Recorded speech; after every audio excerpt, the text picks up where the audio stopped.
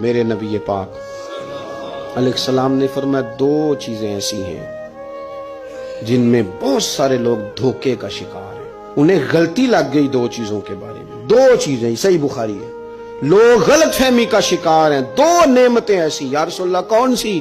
فرمایا ایک تندرستی، ایک فرصت۔ لوگوں کو پتہ ہی نہیں ہمارے پاس کتنی بڑی نعمتیں۔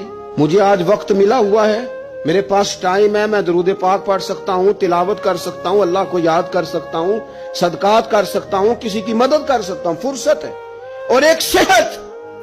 اور سجنوں وہ لوگ بھی ہیں جو اب کرسیوں پہ نماز پڑھتے ہیں، وہ بھی ہیں کوئی سہارا دے تو وضو کرتے ہیں، وہ بیچارے بھی ہیں کہ جن کا دل کرتا ہے کہ مسجد جا کے نماز پڑھوں، لیکن اب آنے کی طاقت موجود نہیں رہی، اس سے پہلے ورنہ اوڑکتے دن آیا ہے محمد، انہیں اور کڑی نو ڈوب جانا ہے۔